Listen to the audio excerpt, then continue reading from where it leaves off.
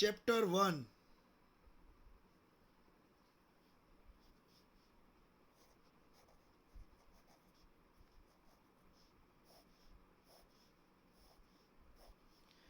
Chapter 1 નામ છે વિદ્યુત ભારો અને ક્ષેત્રો. વિદ્યુત ક્ષેત્રો, વિદ્યુત ભારો અને વિદ્યુત ક્ષેત્રો. આ પહેલો ચેપ્ટર છે, વિદ્યુત ભાર અને વિદ્યુત ક્ષેત્ર. હવે સૌથી પહેલા તો વિદ્યુત ભાર એ શું હોય, તો આપણે જાણીએ છીએ કે વિદ્યુત ભાર ધન પ્રકારનો હોય, ઋણ પણ હોઈ શકે. વિદ્યુત ભાર ધન પણ હોઈ શકે, ઋણ પણ હોઈ શકે. આ આપણે બધા જ જાણીએ છીએ, બરાબર. જનરલી ધન હોય એને આપણે પ્રોટોન કહેતા હોઈએ છીએ, ઋણ હોય એને આપણે ઇલેક્ટ્રોન કહેતા હોઈએ. હવે આ વિદ્યુત ભારની જે અહીંયા વાત છે, બરાબર, એનો અનુભવ કેવી રીતે થયો કે ભાઈ આ વિદ્યુત ભારો છે, બરાબર, એના વિશે વાત કરું. તો કે સૌથી પહેલાં તમને એવા અનુભવ થયા હશે કે તમે કોઈ સ્વેટર કે સિન્થેટિક કપડાં પહેર્યા હોય, બરાબર છે, તો તેને તમે આમ માની લો કે ઉતારો, બરાબર છે, તો તમારા વાળ સાથે ટચ થાય સ્વેટર કે સિન્થેટિક કપડાં ઉતારતી વખતે તડ એવો ક્યારેક ક્યારેક અવાજ આવે, બરાબર છે. અથવા તો તમે પોલિએસ્ટર કોઈ કપડાં પહેરેલા હોય, બરાબર છે, એની અંદર પણ ઘણી વખત આવી રીતે કપડાં પહેરતી વખતે કે આવી રીતે ઉતારીએ ત્યારે આવા તડ એવા અવાજ આવતા હોય, બરાબર છે.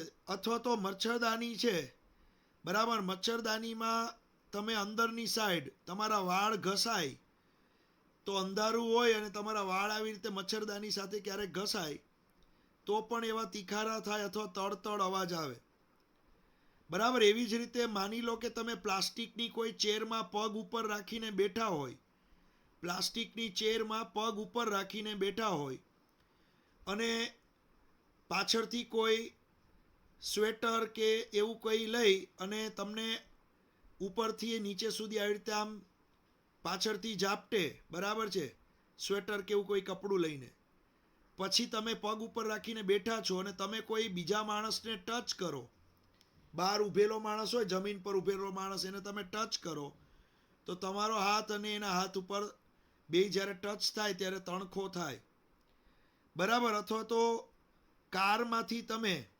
ક્યારેક એવો ટાઈમ હોય તમે કારમાંથી ક્યારેક ઉતરો, બરાબર, અને કારના ડોરને ક્યારેક તમે ટચ કરો ત્યારે પણ આવા તણખા થાય. તો આ બધી વસ્તુ આપણે જોઈ હશે. અથવા તો વાદળા, બે વાદળા એકબીજા સાથે અથડાય, ચોમાસામાં જોયું હશે, તો આવી વીજળી થાય.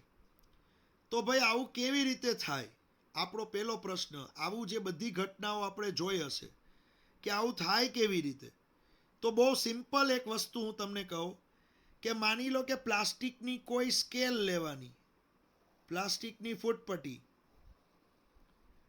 બરાબર, પ્લાસ્ટિકની ફૂટપટ્ટી લેવાની અને આ ફૂટપટ્ટીને તમે માથા સાથે ઘસો, બરાબર, આ ફૂટપટ્ટીને તમે માથા સાથે થોડી ઘસો, બરાબર, અને માથા સાથે ઘસ્યા પછી અહીંયા પેન્સિલનો છોલ રાખી દો કે કાગળના નાના નાના ટુકડા રાખી દો, બરાબર. હવે તમે ફૂટપટ્ટીને માથા સાથે ઘસીને પેન્સિલના નાના નાના છોલ કે એની પાસે લઈ જશો ને, તો આ નાના નાના કાગળના ટુકડા કે પેન્સિલના છોલ એ ઉપર તરફ આકર્ષાય અને ચોંટી જાય, બરાબર, આવી રીતે આકર્ષાઈને ચોંટી જાય ઉપરની તરફ. તો આ જે સ્કેલ છે એ બધા નાના નાના ટુકડા ઉપર ચોંટી ગયા. તો ભાઈ આવું કેમ થાય છે, બરાબર, આવી બધી ઘટનાઓ કઈ રીતે થાય છે. અથવા તો તમે કાચનો સળિયો લો, બરાબર, અને રેશમનું કાપડ લો. માની લો કે આ એક ગ્લાસ રોડ, કાચનો સળિયો છે અને એક રેશમનું કાપડ છે. હવે અત્યારે શું છે તો કે આ કાચના સળિયામાં માની લો કે પ્લસ વિદ્યુતભાર 500 છે અને માઇનસ વિદ્યુતભાર પણ 500 છે. તો બચ્ચાઓ યાદ રાખજો, જેટલા પ્લસ હોય ને એટલા જ માઇનસ હોય. કોઈ પણ પદાર્થ તટસ્થ હોય, જેટલા પ્લસ હોય એટલા જ માઇનસ હોય. કોઈ પણ પદાર્થ તટસ્થ હોય. હવે રેશમનું કપડું છે, એમાં 600 ધન વિદ્યુતભાર છે, 600 ઋણ વિદ્યુતભાર છે. તો જેટલા પ્લસ હોય એટલા જ માઇનસ હોય. કોઈ પણ પદાર્થ વિદ્યુતભારની રીતે તટસ્થ હોય તો પ્લસ જેટલા એટલા જ માઇનસ. અહીંયા પણ પ્લસ જેટલા એટલા જ માઇનસ. પણ હવે તમે આજે ગ્લાસ રોડ, કાચનો સળિયો, એને રેશમના કપડા સાથે ઘસો. ગ્લાસ રોડને, બરાબર છે, તમે જેવા સિલ્ક ક્લોથ, રેશમના કપડા સાથે તમે ઘસો તો શું થશે? જુઓ બચ્ચાઓ, આની અંદર આ જે ગ્લાસ રોડ છે, બરાબર છે, એ ગ્લાસ રોડ કાચનો જે સળિયો છે, ગ્લાસ રોડ, એમાંથી અમુક ઇલેક્ટ્રોન રેશમના કપડા ઉપર જતા રહીએ. અમુક ઇલેક્ટ્રોન ક્યાં જતા રહીએ? રેશમના કપડા ઉપર. આ રેશમનું કપડું છે, બરાબર. તો ગ્લાસ રોડ છે ને, જે કાચનો સળિયો, બરાબર, આને રેશમ સાથે ઘસો તો જેવું તમે રેશમ સાથે આને ઘસો તો અમુક ઇલેક્ટ્રોન આમાં જતા રહીએ. માની લો 200 ઇલેક્ટ્રોન આમાં જતા રહીએ રેશમમાં. તો રેશમમાં 600 પ્રોટોન તો હતા જ, 600 ધન વિદ્યુતભાર તો હતા જ, પણ આમાંથી 200 ઇલેક્ટ્રોન આવી ગયા. તો 600 પ્લસ 200 એટલે 800 ઇલેક્ટ્રોન થઈ ગયા. તો હવે આ જે રેશમનું કપડું છે એમાં ઇલેક્ટ્રોન વધી ગયા. ઇલેક્ટ્રોન વધી ગયા એટલે હું આને ઋણ વિદ્યુતભારિત કહીશ. ઇલેક્ટ્રોન વધી જાય એટલે હું એને ઋણ વિદ્યુતભારિત કહીશ. તો અત્યારે શું થયું? આ જે રેશમનું કપડું છે જેમાં 600 પ્રોટોન હતા, પણ ગ્લાસના સળિયાને તમે આની સાથે ઘસ્યું તો ગ્લાસના સળિયા ઉપરના ઇલેક્ટ્રોન, અમુક ઇલેક્ટ્રોન આના ઉપર જતા રહ્યા, 200 ઇલેક્ટ્રોન જતા રહ્યા. તો આના ઉપર ઇલેક્ટ્રોન હવે 600 વત્તા 200 800 ઇલેક્ટ્રોન થઈ ગયા. તો આ રેશમનું કપડું ઋણ વિદ્યુતભારિત થઈ ગયું. હવે આ સળિયાની વાત કરીએ તો આ સળિયો જે છે એમાં 500 પ્રોટોન તો છે જ, પણ જે 500 ઇલેક્ટ્રોન હતા એમાંના 200 ઇલેક્ટ્રોન ઓછા થઈ ગયા, તો ઇલેક્ટ્રોન થઈ ગયા 300. તો આની અંદર ઇલેક્ટ્રોન ઓછા છે, પ્રોટોન વધારે છે. તો આ છે ધન વિદ્યુતભારિત. આ છે ધન વિદ્યુતભારિત સળિયો. આમાં ઇલેક્ટ્રોન ઓછા, પ્રોટોન વધારે. તો આ છે ધન વિદ્યુતભારિત સળિયો, બરાબર. તો જે વધારે હોય ને આમાં પ્રોટોન પ્લસ વધારે, તો આને ધન વિદ્યુતભારિત કહેવાય. આમાં નેગેટિવ ઇલેક્ટ્રોન વધારે, તો આને ઋણ વિદ્યુતભારિત કહેવાય. તો તમે રેશમના કપડા સાથે ગ્લાસનો સળિયો ઘસો છો તો આ ધન વિદ્યુતભારિત થઈ જાય છે અને આ થઈ જાય છે ઋણ વિદ્યુતભારિત. હવે આપણે શું કરીએ? આવી જ રીતે એક બીજો સળિયો લઈએ, બીજો સળિયો, બરાબર. એ પણ ગ્લાસનો એટલે કે કાચનો સળિયો જ છે. એ પણ કાચનો સળિયો જ છે. આ કાચના સળિયા ઉપર એને પણ રેશમના કપડા સાથે ઘસી નાખ્યું. તો આ જે કાચનો સળિયો છે એ કાચના સળિયા ઉપર માની લો કે 400 પ્રોટોન હતા, 400 પ્રોટોન, અને ઘસ્યા પછી અમુક ઇલેક્ટ્રોન આના ઉપર જતા રહ્યા. તો માની લો કે આના ઉપર 100 ઇલેક્ટ્રોન જ બાકી રહ્યા, બરાબર. અને આ જે રેશમનું કપડું છે, બીજું કપડું આપણે લીધું, એમાં માની લો કે 800 પ્રોટોન હતા અને 800 ઇલેક્ટ્રોન હતા, પણ આના ઉપરથી 300 ઇલેક્ટ્રોન આવ્યા. તો હવે 1100 ઇલેક્ટ્રોન થઈ ગયા, 1100 ઇલેક્ટ્રોન, બરાબર. એટલે અહીંયા 400 પ્રોટોન 100 ઇલેક્ટ્રોન, અહીંયા 800 પ્રોટોન 1100 ઇલેક્ટ્રોન. તો આ ધન વિદ્યુત ભારિત છે. અત્યારે આ ધન વિદ્યુત ભારિત અને આમાં ઇલેક્ટ્રોન વધારે છે એટલે આ ઋણ વિદ્યુત ભારિત. તો બચ્ચાઓ એક વસ્તુ યાદ રાખજો, આ છે ને વસ્તુના સ્વભાવ ઉપર આધાર રાખે કે કાચના સળિયાને રેશમના કપડા સાથે ઘસો, હંમેશા કાચમાંથી ઇલેક્ટ્રોન રેશમ ઉપર જ જાય. યાદ રાખજો, હંમેશા કાચમાંથી ઇલેક્ટ્રોન રેશમ ઉપર જ જાય. એ આ વસ્તુની જાત ઉપર આધાર રાખે. અહીંયા રેશમના બદલે હવે ઊનનું કાપડ લગાડ દો તો ઊંધું પણ બની શકે. તો બચ્ચાઓ યાદ રાખજો કે અહીંયા તમે જ્યારે પણ વસ્તુઓ, તમે જે વસ્તુ રાખો એના પ્રકાર ઉપર આધારિત છે. તો ગ્લાસનો રોડ, કાચનો સળિયો અને સિલ્ક ક્લોથ, રેશમનું કાપડ, એમાં હંમેશા ઇલેક્ટ્રોન કાચના સળિયા ઉપરથી રેશમના કપડા ઉપર જ જતા રહીએ. એટલે રેશમનું કપડું હંમેશા ઋણ બને અને આ ગ્લાસનો રોડ છે હંમેશા ધન બને. હવે તમારે શું કરવાનું, તો કે આ બે સળિયાઓ નજીક લાવવાના. આ બંને સળિયાઓને નજીક લાવવાના. તો કે આ છે ધન વિદ્યુત ભારિત સળિયો અને એવો જ આ બીજો સળિયો છે જે પણ ધન વિદ્યુત ભારિત જ છે. આ બેને તમે નજીક લાવો તો બંને ધન વિદ્યુત ભાર હોવાથી બંને વચ્ચે અપાકર્ષણ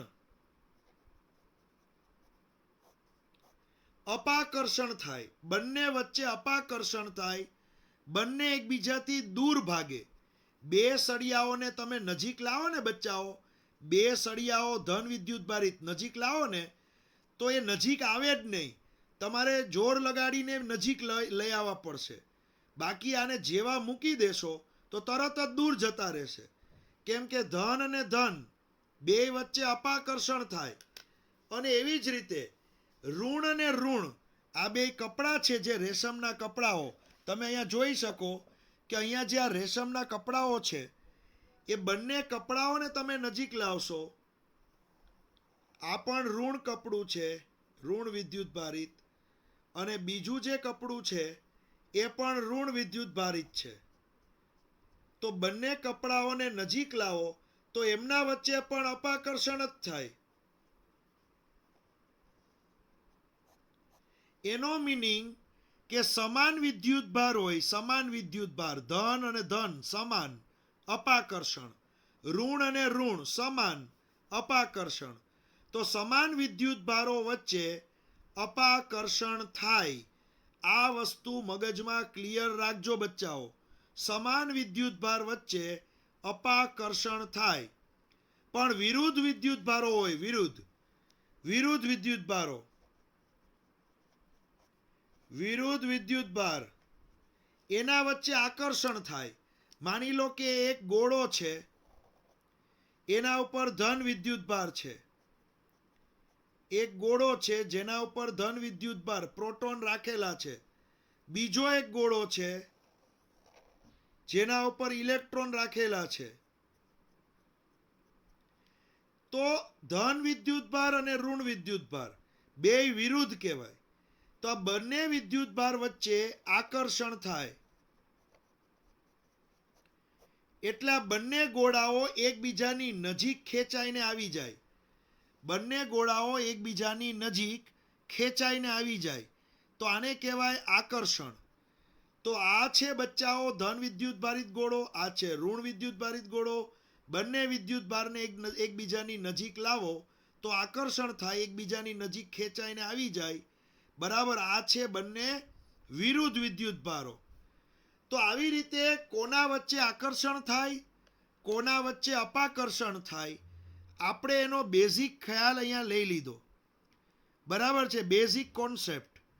તો તમને એક વસ્તુ હું અહીંયા પૂછું, માની લો કે કોઈ એક આવી રીતે છત હોય, છત સાથે એક દોરી લટકાવેલી છે, તેમાં એક ગોળો છે. આ ગોળો, એવી જ રીતે છત સાથે બીજી દોરી પણ લટકાડેલી છે અને એમાં નીચે એક બીજો ગોળો છે. આ બંને ગોળામાં કોઈ વિદ્યુતભાર નથી. બંને ગોળામાં કોઈ વિદ્યુતભાર નથી, તટસ્થ છે. આ બંને ગોળાઓ તટસ્થ છે. તો કોઈ વિદ્યુતભાર ના હોય, બંને એકબીજાને આવી રીતે ટચ કરીને પડેલા હોય, દોરીથી લટકાડેલા છે, બંને એકબીજાને ટચ કરીને પડેલા છે. પણ જેવું બેવની અંદર તમે સમાન વિદ્યુતભાર ભરી દેશો, તો સમાન વિદ્યુતભારના કારણે માની લો આ પણ ધન છે અને બીજો ગોળો છે એ પણ ધન છે, તો બંને ગોળાઓને જો તમે ધન વિદ્યુત ભારિત કરી દેશો તો બંને ગોળાઓ હવામાં આવી રીતે દૂર જતા રહીએ. દોરી રીતસર આવી રીતે તમને છૂટી દેખાય અને બંને ગોળાઓ હવામાં દૂર રહે, તો આ ધન છે, આ ધન છે. તો હવામાં બંને ગોળાઓ એકબીજાને અપા કરશે અને અપાકર્ષણના કારણે બંને ગોળાઓ એકબીજાથી દૂર જાય. આ અપાકર્ષણ થાય છે, બંને ગોળાઓ એકબીજાથી દૂર જાય. બરાબર. માની લો કે એકમાં ધન હોતે ને બીજામાં ઋણ હોતે, તો એકબીજાથી આકર્ષાઈને એકબીજાને ચોટી જતે, એકબીજા સાથે ચીપકી જતે. પણ અત્યારે સમાન વિદ્યુતભાર છે, અપાકર્ષણ થાય. બરાબર. તો અહીંયા તમે જે વિદ્યુતભાર વિશે ભણશો, બરાબર, આની અંદર તમારે શરૂઆતના 2 થી 3 પેજ, શરૂઆતના 2 થી 3 એવા પેજ છે, બરાબર છે, કે જેમાં તમારા લોકોએ આવી રીતે ધન અને ઋણ આવા વિદ્યુતભારો વિશે જ સ્ટડી કરવાનો છે. બરાબર છે. આ તમારા શરૂઆતમાં આવા પેજ આવશે, 2 થી 3 પેજ જે તમારે વાંચવાના છે, જેમાં વિદ્યુતભારો વિશેનો આવો સ્ટડી આપેલો છે. હવે પ્રશ્ન એવો આવે છે કે ભાઈ વિદ્યુતભારની હું વાત કરું, બરાબર, તો વિદ્યુતભારમાં 2 પ્રકારના વિદ્યુતભાર છે, તમને અત્યારે ખબર છે. પણ પહેલાના સમયમાં જ્યારે વિદ્યુતભારની શોધ નહોતી થઈ ત્યારે આવી કશી જ ખબર ના હતી. બરાબર. તો આ લોકોએ સૌથી પહેલા વિદ્યુતભાર જ્યારે શોધ્યો ત્યારે વિદ્યુતભારનું મૂલ્ય કેટલું હોય, નાનામાં નાનું મૂલ્ય કેટલું હોય અને કેટલા પ્રકારના વિદ્યુતભાર હોય એનું સંશોધન કર્યું. તો સૌથી પહેલા વિદ્યુતભારો 2 પ્રકારના હોય, એક ધન અને એક ઋણ. વિદ્યુતભારો 2 પ્રકારના હોય, એક ધન અને એક ઋણ. તો બચ્ચાઓ, ધન વિદ્યુતભાર અને ઋણ વિદ્યુતભાર જે તમે અહીંયા જુઓ છો, એમાં તમને એટલી ખબર પડે કે ધન વિદ્યુતભારને આપણે પ્રોટોન જનરલી કહેતા હોઈએ, ઋણને ઇલેક્ટ્રોન કહેતા હોઈએ. તો જ્યારે વિદ્યુતભારની શોધ થઈ તો ધન વિદ્યુતભારનું મૂલ્ય કેટલું, ઋણ વિદ્યુતભારનું મૂલ્ય કેટલું, વિદ્યુતભારને માપવા માટેનો જો એકમ છે, વિદ્યુતભારને માપવા માટેનો એકમ એ કુલમ્બ છે, કુલમ્બ સી. તો ધન વિદ્યુતભાર એટલે કે એક પ્રોટોનમાં કેટલા કુલમ્બ વિદ્યુતભાર હોય, એક ઇલેક્ટ્રોનમાં કેટલા કુલમ્બ વિદ્યુતભાર હોય, તો એ શોધવું છે આપણે. તો સૌથી પહેલા વિદ્યુતભારનું ક્વોન્ટમીકરણ, વિદ્યુતભારનું ક્વોન્ટમીકરણ,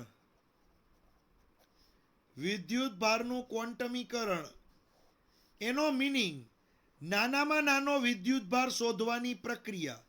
સૌથી નાનામાં નાનો વિદ્યુતભાર જેને તમે ડિવાઈડ ના કરી શકો એવો વિદ્યુતભાર શોધવાની પ્રક્રિયા એટલે કે વિદ્યુતભારનું ક્વોન્ટમીકરણ. તો કે નાનામાં નાનો વિદ્યુતભાર કેવી રીતે મળ્યો? માની લો તમે 1 કિલોગ્રામ ઘઉં લેશો, ઘઉં, વીટ, 1 કિલોગ્રામ ઘઉં, એને અડધા કરો તો 500 ગ્રામ ઘઉં થાય, એના અડધા કરો 250 ગ્રામ ઘઉં થાય, એના અડધા કરો 125 ગ્રામ થાય. તો તમે શું કરો, એને ડિવાઈડ કર્યા રાખો, છેલ્લે શું થાય તો કે એક ઘઉંનો દાણો છેલ્લે બચે. તો ઘઉંનો દાણો છે ને એ આખો છે, બરાબર. હવે તમારે એને તોડવાનો નથી, એ આખો છેલ્લો એક પાર્ટિકલ બચ્યો. તો આ લોકોએ શું કર્યું કે વિદ્યુતભારનું ક્વોન્ટમીકરણ એટલે શું, તો કે માની લો કે કોઈ એક સળિયો લીધો, આ સળિયા ઉપર શરૂઆતમાં તટસ્થ છે, આ સળિયો તટસ્થ છે, શરૂઆતમાં તટસ્થ છે. તો આના ઉપર જે વિદ્યુતભાર છે એ છે 0 કુલંબ. આના ઉપર કોઈ વિદ્યુતભાર નથી, નથી ધન વિદ્યુતભાર, નથી ઋણ વિદ્યુતભાર, તટસ્થ છે, 0 કુલંબ. પછી આને રેશમના કપડા સાથે ઘસી નાખે, તો આ સળિયા ઉપર જે વિદ્યુતભાર મળે છે, બરાબર, એ છે 4.8 into 10⁻⁻19 કુલમ. આ જે સળિયો છે એના ઉપર જે વિદ્યુતભાર મળે છે એ છે 4.8 into 10⁻⁻19 કુલમ. પછી એને થોડોક વધારે ઘસી નાખ્યો, તો આ જ સળિયા ઉપર જે વિદ્યુતભાર મળ્યો એ મળ્યો 14.4 into 10⁻⁻19 કુલમ. પછી આમાંથી થોડોક વિદ્યુતભાર કાઢી નાખ્યો, બરાબર છે. તો આના ઉપર જે વિદ્યુતભાર મળ્યો 3.2 ગુણ્યા 10⁻⁻19 કુલમ, આટલો વિદ્યુતભાર મળ્યો.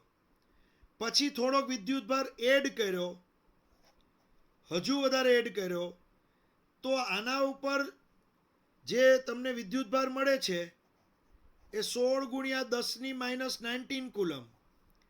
તો થોડોક વિદ્યુતભાર ઉમેરતા ગયા, થોડોક વિદ્યુતભાર કાઢતા ગયા, આવી પ્રક્રિયા એ લોકો કરતા ગયા. તો આવી પ્રક્રિયા કરતા ગયા ધીમે ધીમે, તો એને છે ને આવા જવાબ મળતા ગયા. જો અહીંયા જવાબ લખેલા છે, તો આ લોકોએ એવું અવલોકન કર્યું કે અહીંયા જેટલા જવાબ આવે છે એ જવાબ કેવા પ્રકારના આવે, તો કે એ જવાબ આવે કાં તો 0, ધ્યાન રાખજો બચ્ચાઓ, કાં તો 0 કુલમ જવાબ આવ્યો,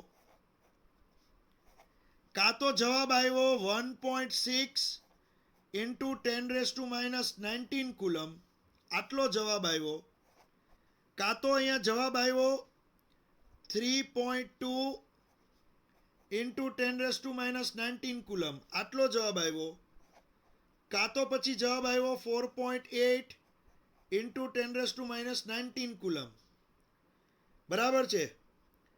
હવે એવી જ રીતે કાં તો અહીંયા જવાબ આવ્યો 6.4 into 10⁻⁻19 કુલમ. આવી જ રીતે જવાબ આવે છે એવું આ લોકોને જોવા મળ્યું. ક્યારેય તમને આની વચ્ચેના જવાબ જોવા જ નથી મળતા. ક્યારેય તમને આની વચ્ચેના જવાબ જે હોય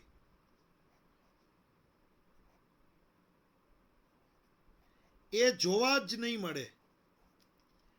જે જવાબ જોવા મળે એ આવા જ જવાબ જોવા મળે, આ રીતે જ. બરાબર, તમે અહીંયા જોઈ શકો છો, જો મેં તમને બધા જવાબો લખીને મોકલ્યા, બરાબર, તમે અહીંયા જોઈ શકો કે આવા જ જવાબ જોવા મળે હંમેશા.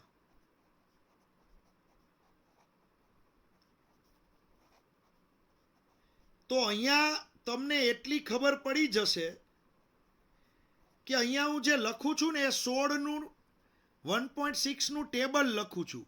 1.6 into 1.6 એટલે 1.6, 1.6 into 2 3.2, 1.6 into 3 4.8, 1.6 into 4 6.4, 1.6 into 5 8, 1.6 into 6 9.6.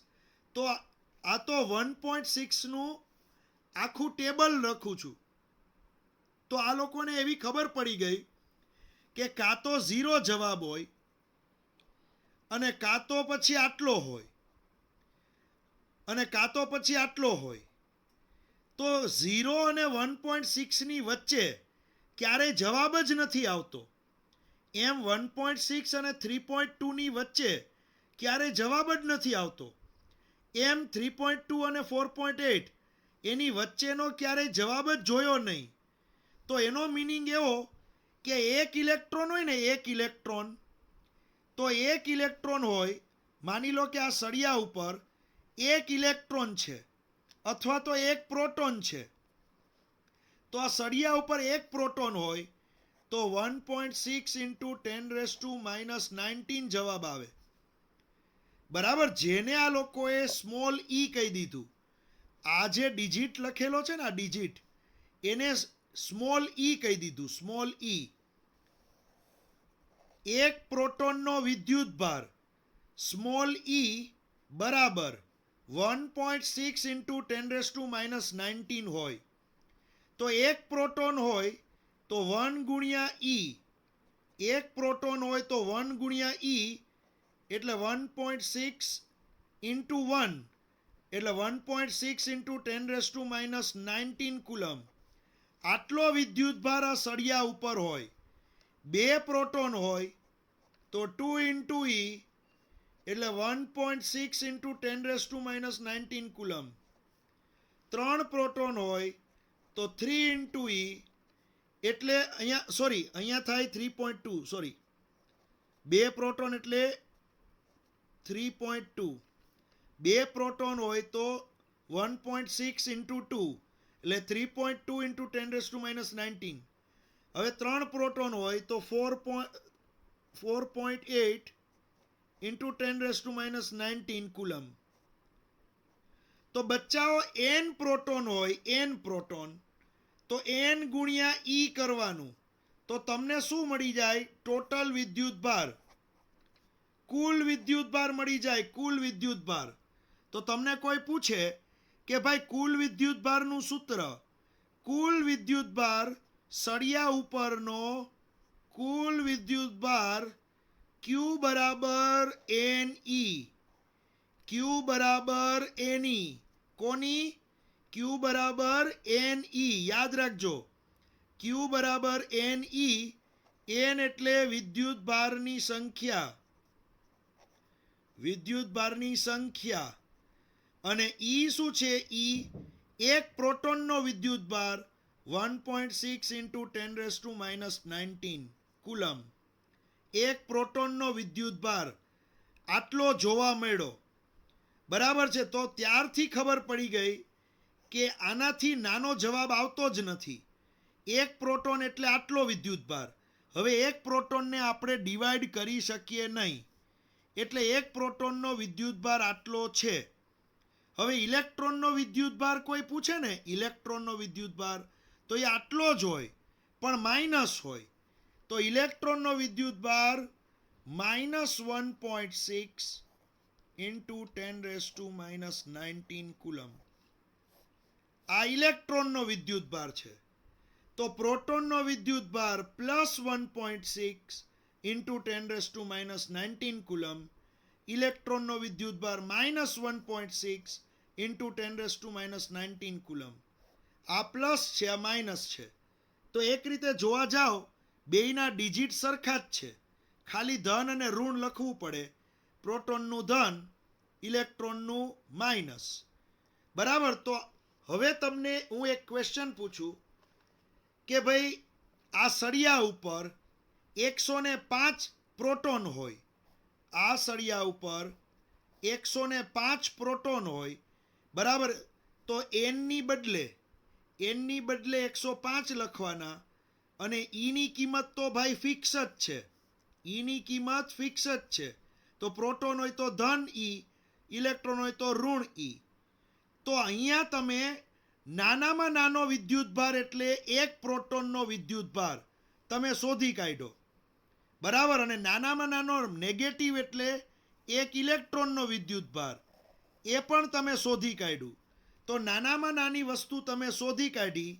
આ વસ્તુ છે એને આપણે અત્યારે પ્રોસેસને કહેશું વિદ્યુત ભારનું ક્વોન્ટમીકરણ. વિદ્યુત ભારનું ક્વોન્ટમીકરણ. ક્વોન્ટમીકરણ એટલે શું? કોઈ પણ નાનામાં નાની અવિભાજિત વસ્તુને શોધી કાઢો જેનું વિભાજન ના થઈ શકે એવી નાનામાં નાની વસ્તુને શોધી કાઢો તો વિદ્યુત ભારનું અહીંયા નાનામાં નાની વસ્તુ શોધી કાઢી તો એને કહેવાય વિદ્યુત ભારનું ક્વોન્ટમીકરણ કર્યું. બરાબર, આ છે વિદ્યુત ભારનું ક્વોન્ટમીકરણ. હું તમને એક દાખલો આપું, બરાબર છે, તમને તરત સમજ પડી જશે. માની લો કે કોઈ સ્ટુડન્ટ છે એની આંખ ઉપર રૂમાલ બાંધી દઈએ, પછી એક બોક્સ લઈએ. આ બોક્સની અંદર પેલા કોઈ ચોકલેટ મેં નથી નાખી તો આનું વજન માપવા જાય, બોક્સનું વજન છે એ નહીં ગણતા. અત્યારે બોક્સનું વજન તમારે 0 લઈ લેવાનું માની લો. તો બોક્સની અંદર કોઈ પણ ચોકલેટ નથી તો હું તમને એમ કહું ચલો આ બોક્સ છે, બોક્સનું દળ કેટલું? તમે કહેશો 0 કિલોગ્રામ, 0 ગ્રામ, બરાબર. પછી માની લો કે આની અંદર હું કંઈક ચોકલેટ નાખું, તમને ખબર નથી, તમને દેખાતું નથી, કંઈક ચોકલેટ નાખું છું. પછી તમે આનું દળ માપો તો તમને 15 ગ્રામ મળ્યું.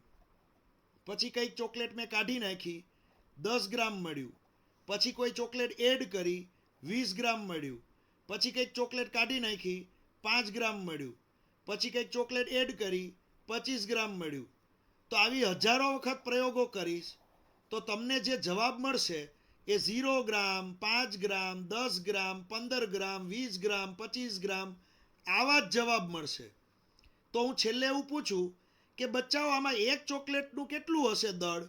તો તરત કહેશો તમે એક ચોકલેટનું છે ને સર 5 ગ્રામ હોવું જોઈએ. કેમ? કેમ કે કઈ ચોકલેટ નહીં હોય તો 0, એક હશે તો 5 ગુણ્યા 1 5 ગ્રામ, 2 ચોકલેટ હશે તો 5 ગુણ્યા 2 10 ગ્રામ, 3 ચોકલેટ હશે તો 5 ગુણ્યા 3 15 ગ્રામ. તો આમાં એક ચોકલેટ હશે ને એ એક ચોકલેટ સિંગલ ચાર્જ, એકલો વિદ્યુત ભાર, સિંગલ ચાર્જ, એનું દળ તમને મળી જાય. બરાબર. તેવી જ રીતે આપણે અહીંયા શું કર્યું, તમને ચોકલેટ દેખાતી ના હતી. તમે કેટલી ચોકલેટ હું અંદર એડ કરું છું કે કેટલી ચોકલેટ હું બહાર કાઢું છું તે તમને ખબર જ ના હતી. કેટલી ચોકલેટ અંદર નાખી, કેટલી બહાર કાઢી એ તો તમને ખબર જ ના હતી. છતાંય તમે આ જે આંકડાઓ જોઈને તમે જવાબ આપી દીધો કે સર એક ચોકલેટ છે ને એ 5 ગ્રામની હોવી જોઈએ. કેમ કે 5 અને 10ની વચ્ચે ક્યારેય જવાબ જ નથી આવતો. તો સેમ આવી જ વસ્તુ અહીંયા થઈ કે ભાઈ કાં તો 1.6 આવે, કાં તો 3.2 આવે, કાં તો 4.8 આવે. આની વચ્ચેના જવાબ જ ના હોય તો આમાં સૌથી નાનો જવાબ હોય એ એક પ્રોટોનનો વિદ્યુતભાર બતાવે, અથવા માઇનસ હોય તો એ એક ઇલેક્ટ્રોનનો વિદ્યુતભાર બતાવે. તો નાનામાં નાનો વિદ્યુતભાર એટલે એક પ્રોટોનનો વિદ્યુતભાર અથવા એક ઇલેક્ટ્રોનનો વિદ્યુતભાર, જેની કિંમતો અહીંયા લખેલી છે. પ્રોટોન હોય તો પ્લસ, ઇલેક્ટ્રોન હોય તો માઇનસ. આને કહેવાય વિદ્યુતભારનું ક્વોન્ટમીકરણ. બરાબર. તો અત્યારે હું તમને આની એક થિયરી મોકલીશ, તમે જોઈ લેજો બચ્ચાઓ.